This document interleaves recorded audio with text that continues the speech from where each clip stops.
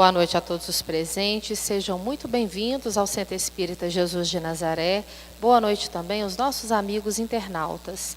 Agradecemos aos nossos facilitadores, Shirley Milagre, Vicente Cardoso e Túlio Campos, que estarão junto a nós facilitando o nosso estudo espírita de perguntas e respostas de hoje. Boa noite para todos. Sejam todos muito bem-vindos a esta casa, a este momento em que nós estamos aqui reunidos em nome de Deus para mais uma reunião de perguntas e respostas. Desejamos a todos os nossos amigos internautas boas-vindas a essa sala de aulas, essa sala virtual, na onde nós exposamos aqui as ideias espíritas.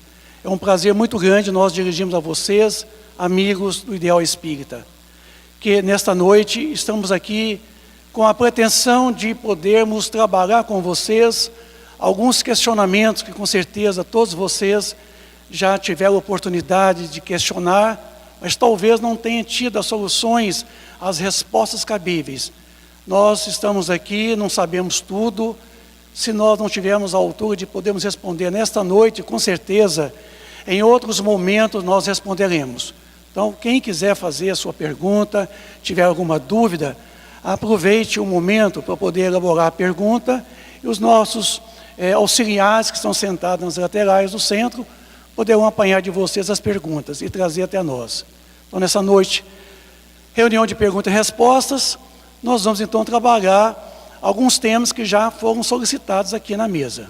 Começamos então com a nossa amiga doutora Shirley, as perguntas iniciais.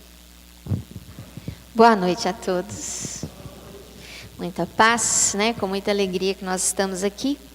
E vamos à primeira pergunta.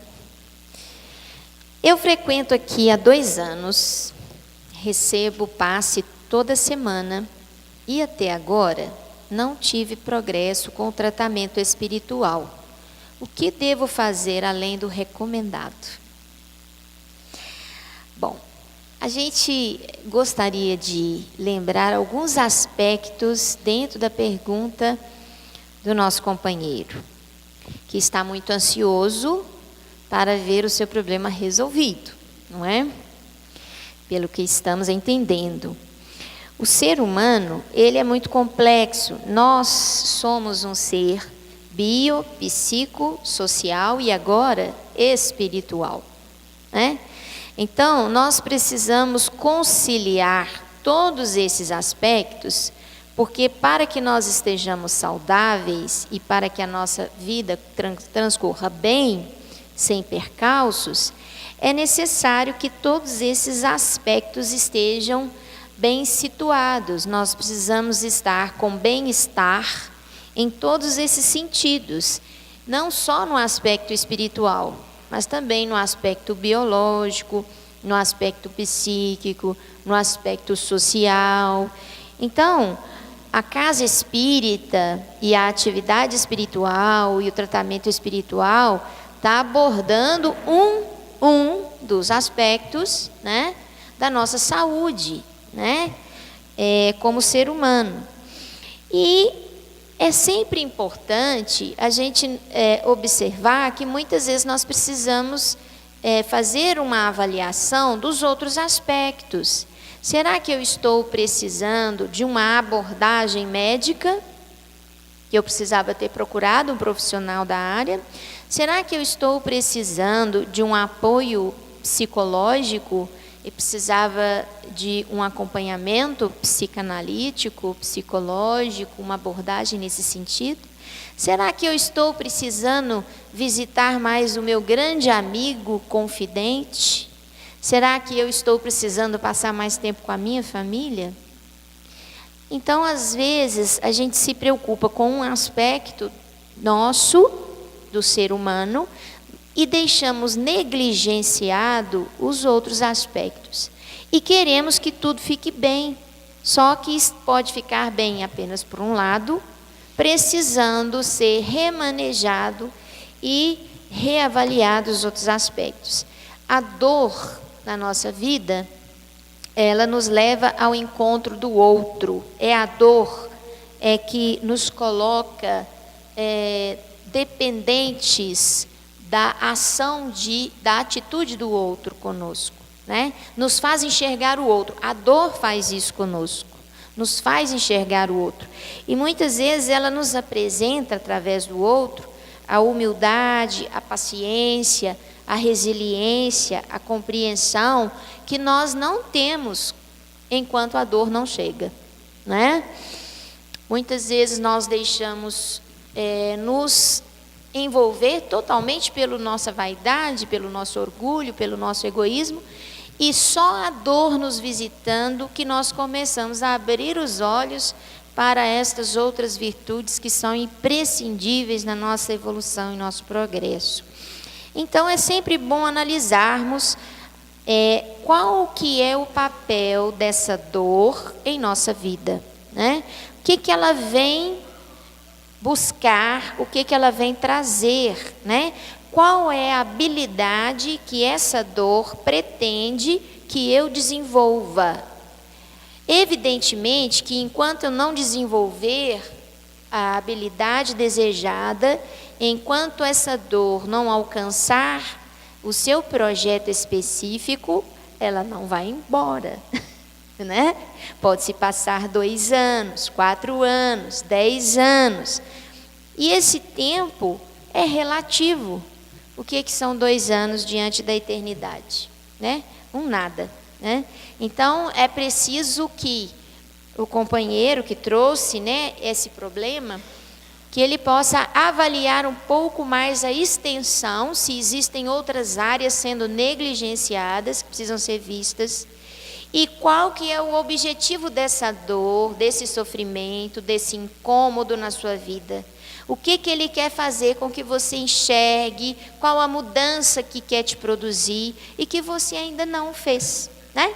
Então está faltando ficar atento, né, a esses sinais da dor, do que ela pretende para você.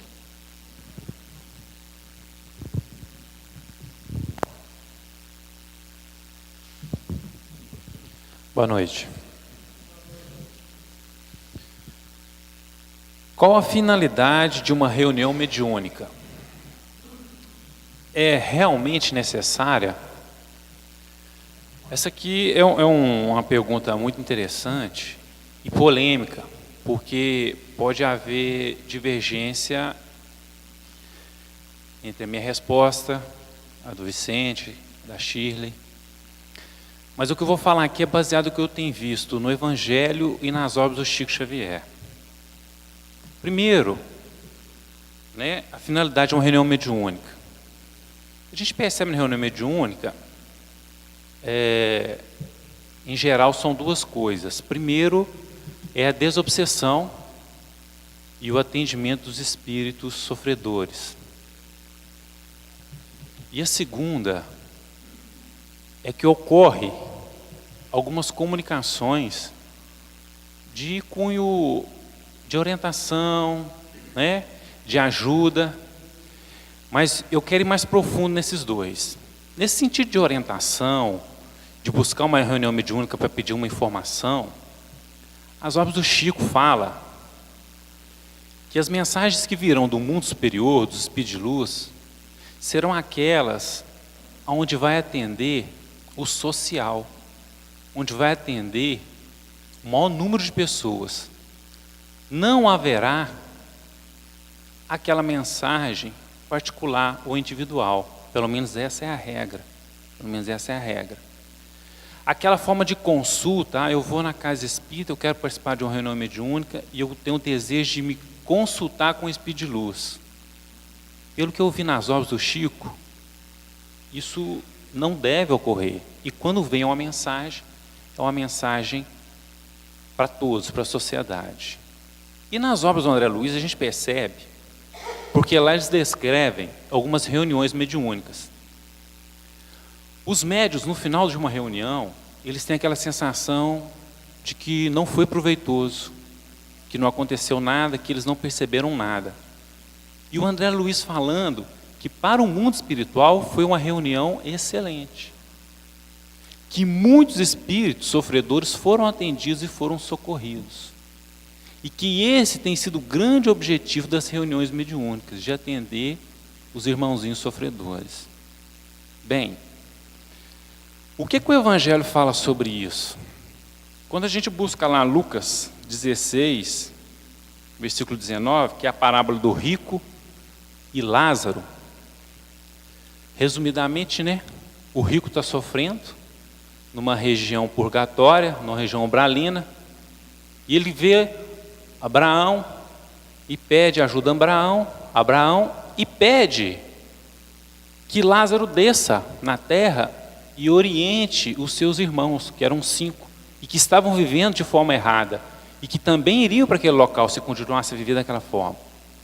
E Abraão fala que não. Abraão fala assim, não, ele tem os profetas, ele tem Moisés e os profetas, ou seja, tem todas as escrituras, todos os livros, para que eles pudessem se consultar. E ele fala assim, não, mas se descer um espírito lá, se for um homem, né, se for um morto, né, o termo que ele usa, eles vão acreditar. E Abraão fala, olha, se eles não acreditam nos profetas, também não vão acreditar em um morto. Onde é que entra o espiritismo nisso? Os profetas, né, Moisés, Daniel, né, os ensinamentos do Cristo, e o próprio Chico e Kardec, e os espíritos que escreveram através, que Kardec utilizou para fazer suas obras, são os que nós consideramos profetas, né? Na minha opinião, Chico Xavier é um dos maiores profetas, escreveu quase 500 obras. E quando a gente vai ler o livro Boa Nova, quando a gente vai ler os livros de Chico, né, o próprio Pedro comenta com Cristo, fala, Cristo, eu preciso da sua orientação, eu preciso que você me instrui. Isso depois do desencarne da crucificação do Cristo. E o Cristo fala para ele, me busque no Evangelho, e lá eu falarei contigo. Então, nas próprias obras do Chico e no Evangelho, a gente vê que essa consulta mediúnica é um pouco equivocada, né? Que essa consulta mediúnica, ela deve ser evitada. As reuniões mediúnicas têm que ser para desobsessão. Se você quer alguma consulta, se você quer buscar alguma informação, abra o Evangelho e lá terá a informação que você precisa. Só concluindo, pode haver divergência, né, Vicente? Às vezes, se você quiser completar a respeito dessa pergunta, isso é um ponto de vista que eu estou trazendo de algumas obras do Chico e que está no Evangelho. Bom, com relação à complementação do seu raciocínio, é importante salientar de que no livro dos Médiuns, no capítulo 3, no item 19, ficou muito enfatizado para todos nós, seguidores da doutrina espírita, que a questão dos espíritos é secundária e consecutiva. Então, quer dizer, o fenômeno é uma consequência. Que a questão primeira, é o espírito, é a alma. E é para ela que nós devemos voltar a atenção. E é para ela que nós devemos trabalhar, e aqui a doutrina, como sendo a revivescência do cristianismo puro, século XIX, surge a doutrina espírita, para reviver todo o ensinamento do Cristo, o cristianismo.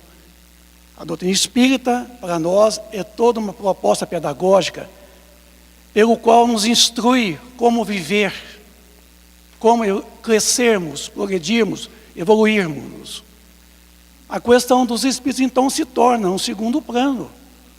Há uma necessidade, certamente haverá uma necessidade de um intercâmbio com os espíritos, mas não é uma situação fortuita, não é uma situação puramente assim pretensiosa de poder comunicar com os espíritos, mas no sentido como o Túlio mesmo deixou claro, ajudá-los. Mas eu penso que a maior ajuda numa reunião mediúnica não são os espíritos que vêm até a reunião, somos nós, espíritos encarnados. Os maiores beneficiados numa reunião mediúnica são os encarnados. São eles que tiram o maior proveito, porque ali estão uma rede de espíritos orientadores, protetores, que coordenam, administram as reuniões mediúnicas, é o plano espiritual. Então, nós médios, sentados numa reunião mediúnica, nós somos os maiores favorecidos durante uma reunião mediúnica. Os benefícios maiores são nossos. Então, com isso, é imperioso saber que é importante, sim, no capítulo 29 da segunda parte do Livro dos Médiuns, quando se fala das sociedades espíritas, quando se fala das reuniões da sociedade espírita, é enfatizado de que as reuniões são divididas em 3 tipos de reuniões essenciais. As chamadas reuniões frívolas são aquelas que hoje estão abolidas. As reuniões experimentais, que são essas que nós travamos um colóquio com os espíritos, no sentido de aprender com eles e de recebê-los também em nossa casa e darmos a nossa contribuição em termos de orientação aos sofredores, que vêm até as reuniões para receber os fluidos animal dos médiuns, dos quais muitos deles ainda necessitam para uma reconstituição do perispírito. E as chamadas reuniões instrutivas, que é como essa que nós estamos fazendo aqui agora. E que até lá, daqui a pouco, às 20 horas, a reunião, a palestra pelo nosso amigo José Amaral. Então, são reuniões instrutivas. Com isso, meus amigos, nós damos o valor real às reuniões. Elas não podem ser a causa primária, ela tem que ser a consequência. Tem uma pergunta aqui que está associada a essa colocação. A mediunidade é dom divino ou uma propriedade do corpo? Por que alguns são médios e outros não? Posso ter a mediunidade que desejar? Então vamos por etapa. Mediunidade realmente é concedida por Deus aos seus filhos misérrimos, aos seus filhos imperdenidos realmente no erro, aos seus filhos que ainda pelejam pelas existências corporais, tentando um processo de reeducação pela reencarnação.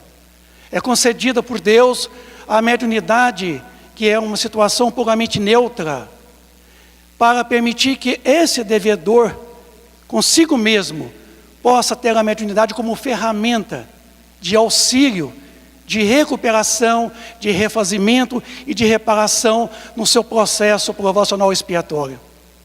Então, a mediunidade é algo neutro. A mediunidade é como se fosse uma ferramenta que você tem para lhe auxiliar no teu trabalho pesado, trabalho rústico, o trabalho que realmente você tem que realizá-lo. Então, a mediunidade, ela não é uma propriedade do corpo. A palavra mediunidade, segundo o Aurélio, qualidade de médium.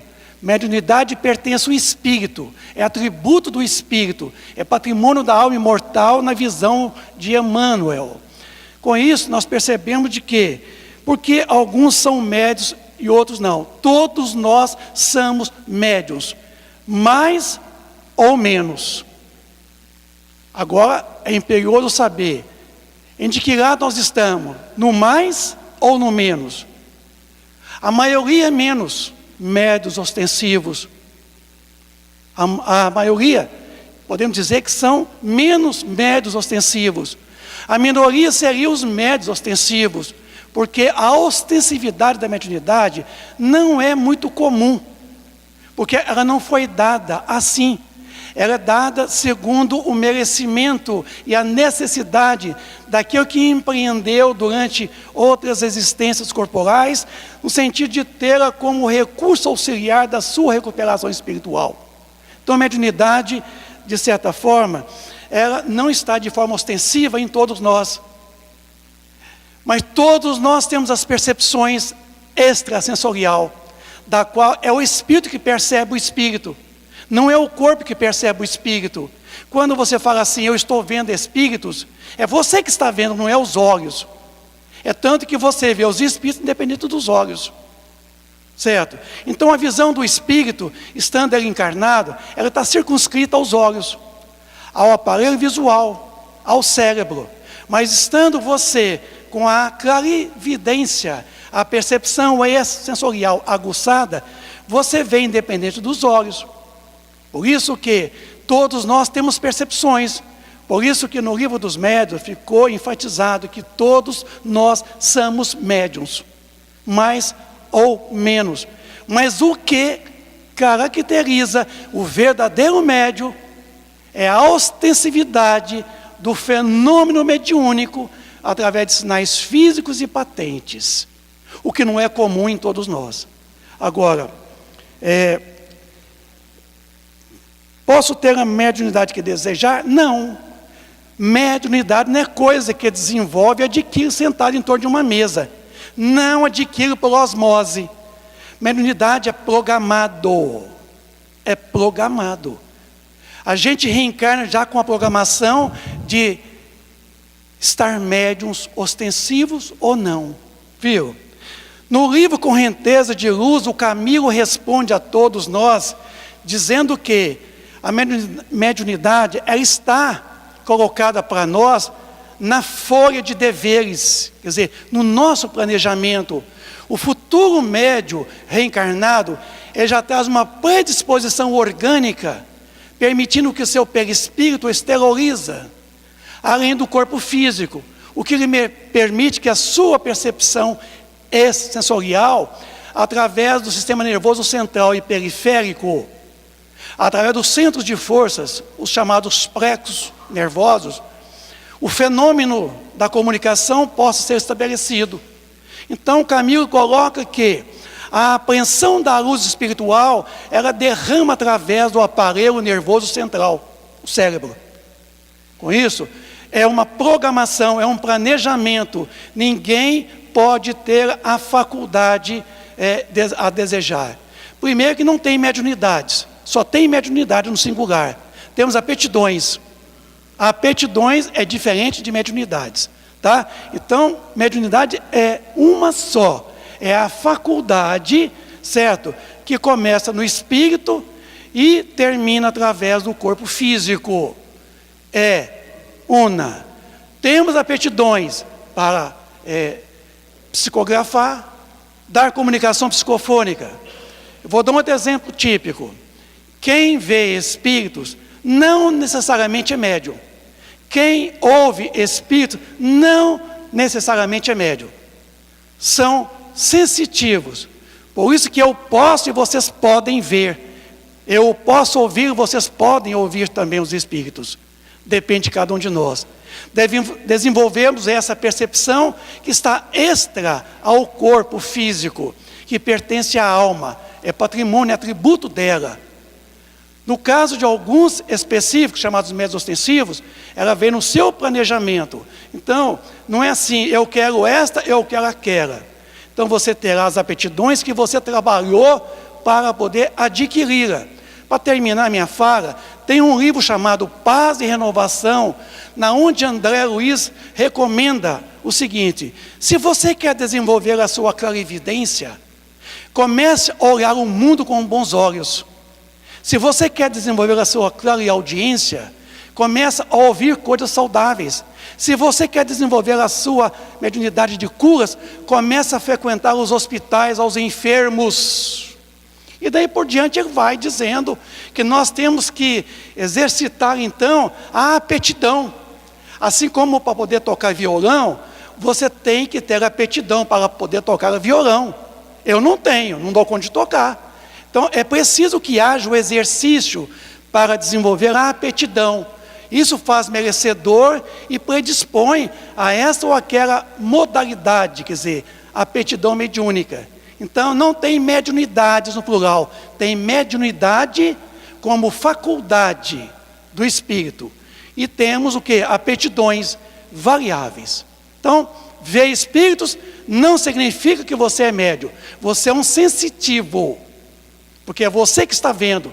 Na pergunta 245 do Livro dos Espíritos, ali explica, 246, 247, explica que nós podemos ver, não com a luz do mundo corporal, não com a luz corpuscular, se pode ver os espíritos com a luz ondulatória, teoria quântica. Então, com isso, diferencia uma coisa da outra. Obrigado. Sherry. Bem, a vida no mundo espiritual é como a nossa aqui na Terra, há uma dependência toda material? Pergunta boa, né? Ou seja, será que elas não vão ter que trabalhar para sustentar a vida, né? Bom, pelo que a gente lê nas obras subsidiárias, né, principalmente nos relatos de André Luiz, quando ele se refere à vida no mundo espiritual, relatando as colônias, né, como que funciona, evidentemente que a gente vê que a matéria, a nossa vida aqui na Terra, é uma cópia do mundo espiritual. E não o mundo espiritual é uma cópia da Terra. É o inverso, né? Nós aqui construímos e fazemos as coisas como elas são no mundo espiritual de uma forma muito imperfeita, pelas limitações que a matéria impõe. Então, no mundo espiritual, não há necessidade dessa construção matéria de tudo, porque lá a matéria básica é o fluido cósmico universal e tudo vai se apresentar tendo por base o impulso da mente, né? Então a mente atua sobre essa matéria plástica, que é o fluido cósmico universal, e vai criar, né, as diversas manifestações no plano espiritual, as construções, os hospitais, né, as casas, né, as ruas, os jardins, né? Isso tudo é construção mental atuando no fluido cósmico e constituindo, vamos dizer, plasmando, né, tudo aquilo que está sendo, que está vindo pelo impulso da mente. Entretanto, quem acha que vai ficar só mentalizando e de braços cruzados, está redondamente enganado, né? Apesar do mundo espiritual, da matéria que se usa para compor todo o cenário, todo o ambiente do mundo espiritual, ser uma matéria diferente da nossa, uma matéria mais sutil, e ser baseada estritamente no pensamento, né? Na mentalização daqueles espíritos que são responsáveis por aquele ambiente, existe uma intensa atividade, né? E essa atividade, ela não é só mental, é uma atividade também de trabalho, é uma atividade emocional, é uma atividade social, existem atividades no campo moral, no campo intelectual. Então, você no mundo espiritual, você pode não estar, vamos dizer assim, colocando tijolinho e cimento um por um, né? Construindo, mas você vai estar construindo de outras formas, através do exercício mental e através do trabalho em prol do outro, do exercício do amor. Então, existem criaturas que estão no mundo espiritual em profundo desequilíbrio e que precisam muito da nossa contribuição, se nós estivermos em condições melhores, para auxiliá-los a se equilibrarem, para eles retornarem à sua caminhada. E isso é um trabalho exaustivo, incansável e inesgotável, né? Então ninguém fica paradinho, só tocando harpa, rezando, né? Quietinho. Não. Nós temos muito trabalho a fazer, esse trabalho é intenso. Ninguém fica ocioso no mundo espiritual, a não ser por escolha própria, né? Não sei se eu consegui responder, se alguém quiser complementar.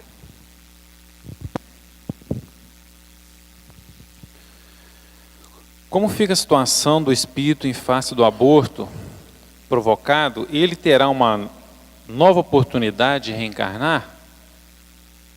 Bem, aqui, para a gente começar a compreender, a gente tem que entender que ele é vítima, né? Não foi ele que deu causa. Então, o mundo espiritual vai assistir essa pessoa, vai acolher esse espírito. E com certeza ele vai ter uma nova oportunidade. Quando? Se vai ser naquela mãe que o abortou, a gente não sabe, né? Cada caso um caso. Pode ser na mãe, pode ser em algum parente, pode ser mais tarde, né? pode ser breve esse reencarne.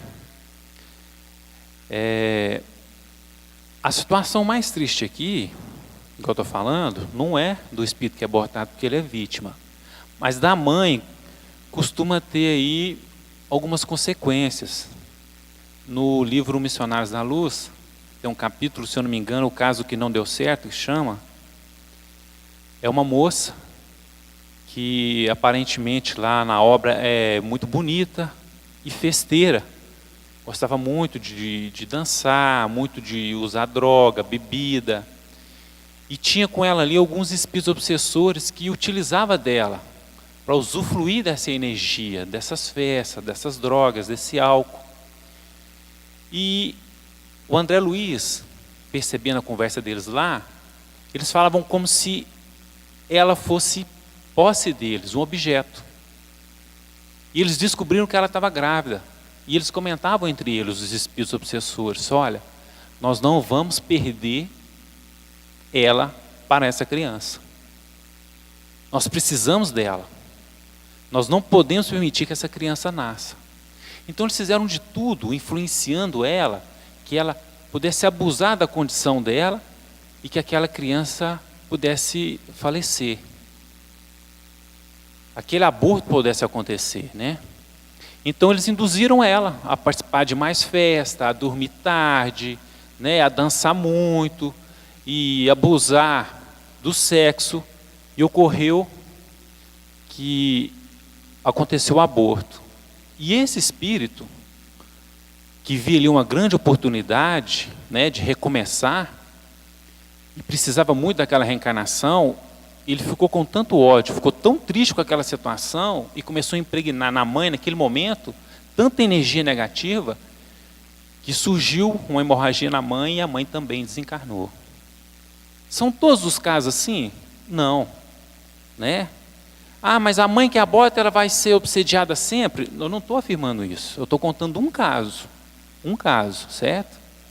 Que a mãe veio desencarnar porque aquele espírito projetou ali naquele momento muita energia na mãe e a mãe acabou tendo uma hemorragia. Mas a pergunta é quanto ao socorro da criança, com certeza ela vai ser socorrida e vai ter uma nova oportunidade de reencarne.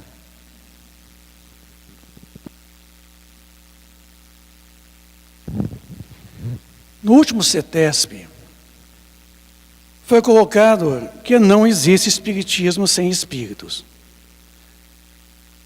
Ele quis afirmar que o fenômeno mediúnico ele é mais importante do que a doutrina espírita? Qual a sua opinião? Ora, a minha opinião, baseada nos estudos que nós fazemos da própria doutrina espírita, na verdade não existe realmente espiritismo sem espíritos. Primeiro que a palavra espiritismo está cunhada em dois vocábulos, espírite e ismo. O ismo é um sufixo, que quer dizer oriundo. Assim como o budismo é oriundo de Buda, o cristianismo é oriundo do Cristo, o espiritismo também é oriundo dos espíritos. Então, certamente não haverá espiritismo sem espíritos. Mas, certamente, deverá haver espiritismo sem mediunismo, o que é diferente. É para isso que nós estamos trabalhando na seara espírita. É para isso que nós estamos estudando, para podermos conhecer realmente a relação com os espíritos e demonstrar de que, na verdade, o espiritismo ele não pode ser conivente com o mediunismo. Então vocês estão perguntando, mas o que é mediunismo? O mediunismo é justamente tudo aquilo que é oriundo do médium. A palavra mediunismo foi cunhada por Charles Richer no século XIX, quando ele quis, na metapsíquica, que foi uma ciência praticamente elaborada por ele, uma teoria da qual ele tratava dos fenômenos objetivos e subjetivos. Ele quis colocar a palavra mediunismo para definir que tudo aquilo que é oriundo dos médiuns, mas de forma descontrolada, indiscriminadamente, sem conhecimento, sem determinação, sem objetividade, sem qualidade. Que é um exemplo típico. O fenômeno mediúnico acontece lá na selva, entre os indígenas. Ali é um fenômeno mediúnico. Eu, pessoalmente, não chamaria de mediunidade, eu chamaria de mediunismo. A incompatibilidade das práticas mediúnicas com a doutrina espírita é muito grande. No livro Roteiro de Emmanuel, no capítulo que ele fala da mediunidade, ele coloca que esmagadora maioria daqueles que acreditam ser a mediunidade a pedra basilar de toda a edificação doutrinária. Então, passamos a observar de que, de uma certa forma, a doutrina espírita, ela veio para iluminar o velho mediunismo, tragá-lo ele a uma racionalidade. Quando o profeta Joel falou que, de certa forma, mais cedo ou mais tarde, derramarei meu espírito sobre toda a carne, vossos servos, vossas servas terão sonhos, vossos jovens profetizarão, aí derramarei meu espírito sobre toda a carne. Na pergunta 246 do livro Consolador de Emmanuel, ele define que a mediunidade é aquela luz que seria derramada sobre toda a carne e prometida pelo Divino Mestre. Emmanuel está relembrando os pensamentos lá de trás do profeta, quando ele colocou que o Senhor, o Cristo, derramaria seu Espírito sobre toda a carne. E esse derramar sobre toda a carne faz relembrar que com o advento da doutrina espírita, ela veio com um papel importante no tocante ao velho mediunismo, fazê-lo racionalizar em cima dele, fazendo conhecê-lo, a sua origem, a sua natureza, o que fazer com o fenômeno mediúnico. Quando Moisés, em Deuteronômio 18, ele proíbe a prática da comunicação com os espíritos, é balela. Porque, na verdade, ele não proibiu isso.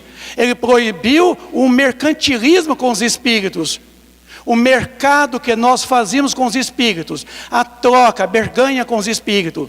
Ele não proibiu aquilo que estava vindo dos espíritos. Porque os espíritos, em todos os tempos da humanidade, comunicou com os homens. Na conclusão de número 6 do Livro dos Espíritos, está enfatizado que o Espiritismo não é obra de um homem. O homem não é o seu fundador, é um produto dado de ensinamento dos Espíritos. Ele pertence a toda a humanidade, em todos os tempos da humanidade. Esteve presente em todas as religiões, no catolicismo com muito mais propriedade que nas demais outras religiões. Então, veja vocês que desde aquele tempo lá de Moisés, os Espíritos já comunicavam para ensinar os homens como viver. Mas os caldeus, os babilônios, praticavam o mediunismo exacerbado, simplesmente atendendo o imediatismo, seus interesses pessoais. Foi a isso que Moisés proibiu, esse mercantilismo, esse mercado com os espíritos, essa exploração dos espíritos. Ele não proibiu o ensino. Aliás, todo o trabalho de Moisés foi montado em cima de inspirações dos próprios espíritos. Os 4 evangelistas, depois de Jesus, receberam em via mediúnica o evangelho. Mateus, Marcos, Lucas e João recebeu através de comunicações espirituais. Então, vejamos nós aqui de que, de certa forma, o Espiritismo, ele está muito ligado sim à questão dos espíritos. Mas a questão do fenômeno, eu já comentei, é puramente secundária, é consecutivo. O mais importante é fazer com que a doutrina espírita resgate o cristianismo do Cristo vivo. E traz para nós, no tempo moderno, a contextualização de que Moisés, Jesus ensinou há 4.000 anos atrás, e Jesus há 2.000 anos atrás, e a doutrina tem 160 anos, que vem reviver os preceitos do cristianismo. A proposta da doutrina espírita é pedagógica, é um ensino moral. Não é simplesmente para acampar o fenômeno mediúnico dentro da casa espírita. Absolutamente que não. Mas ter o fenômeno como uma consequência inevitável. Vai poder acontecer. Então, meus amigos, espiritismo sem mediunismo, sim. Sem espírito não tem jeito. Porque tudo é oriundo deles. Obrigado. Vicente, só lembrando que quanto à proibição de comunicação com o espírito, o próprio Cristo comunica com 2 espíritos. Isso está em Lucas, capítulo 9, versículo 30, que é o espírito de Moisés e Elias. Bom, a gente tem 2 perguntas aqui que eu acho que dá tempo de eu responder, que é de hoje, então acho que tem que responder, né? Boa noite, tenho pouco tempo que frequento a casa, tenho a sensação que tem um irmãozinho me perturbando no modo de dizer, diante de um problema que estou passando. O que eu devo fazer? Bom, perturbação espiritual. Primeira coisa, acolha-o. Não o veja como um perturbador. Veja-o como um irmão tão necessitado quanto você, né? E às vezes uma criatura que está ali precisando de uma ajuda, de um consolo, como você mesmo. Segundo, ore, né? Então, nas suas orações, inclua aquele que você acha que é o perturbador, e muitas vezes é alguém que vem para te ensinar alguma coisa, mesmo que seja através da perturbação. Leia bastante, porque se você tiver o hábito de ler o Evangelho e pensar no Evangelho todos os dias, e ele te perturba, ele vai estar contigo pensando no Evangelho todos os dias. E isso, como consequência, pode trazer mudanças de atitude, de pensamento neste irmãozinho. Às vezes, o que acontece com muita frequência, que os espíritos ditos perturbadores que nos perturbam, eles se evangelizam, se libertam e nós continuamos no mesmo problema com outros, né? Então, nós precisamos evangelizar a nós mesmos e a quem está nos acompanhando. E por último, mude hábitos e mude pensamentos, né? Porque na medida que você muda hábitos de vida, muda a maneira de viver e muda os pensamentos, você tira a sintonia com aquela criatura que te perturba. E a única maneira dela conseguir sintonizar com você novamente vai ser ela promovendo a mesma mudança que você promoveu em você, né? Então, aí vai ser uma mudança positiva e certamente vai deixar de ser um perturbador para ser um grande amigo, tá certo? O recém-desencarnado, quando tem alguém que ele amava muito sofrendo na terra, isso pode preocupar ele, causar algum efeito? Se pode, o que fazer? Claro que pode, né? Nós estamos desligados do corpo físico no mundo espiritual, não significa que nós deixamos de amar e de nos preocupar com quem a gente ama, tá certo? Com quem nós temos laços de afeto. E realmente muitos espíritos ficam desequilibrados no mundo espiritual quando percebem algum sofrimento com aqueles que lhes são muito caros. O que se pode fazer? Primeiro, tranquilizá-lo no mundo espiritual através do pensamento, dizendo: calma, nós estamos passando por esse problema, mas isso vai ser vencido, nós já estamos tentando resolver dessa e daquela forma, porque ele vai receber a sua mensagem mental que você está enviando. Você se comunica com ele através do seu pensamento, chega até ele, né? Então, ao invés de afligi-lo, dizendo: pelo amor de Deus, vem aqui nos ajudar, socorre aqui porque nós não estamos dando conta. Não, não é assim, né? Então, não, está difícil aqui, mas nós estamos buscando o caminho, estamos encontrando, fique tranquila, vai dar tudo certo. É esse pensamento que a gente deve emitir, né? Nas orações, sempre tentar confortar aquele que partiu, porque para ele é muito mais difícil vivenciar esse problema conosco, né? Ele está fora do corpo, ele não pode falar conosco direto, ele não pode nos tocar, ele não pode nos abraçar, né?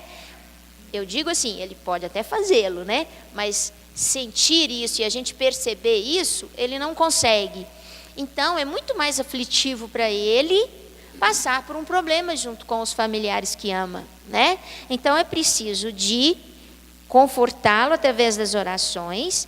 E o último passo, ora, se tem alguém sofrendo na terra que ele amava muito, se aproxime dessa criatura que está sofrendo e veja qual a possibilidade né, quais as ferramentas, quais os recursos que você pode movimentar no sentido de aliviar o sofrimento deste ente querido.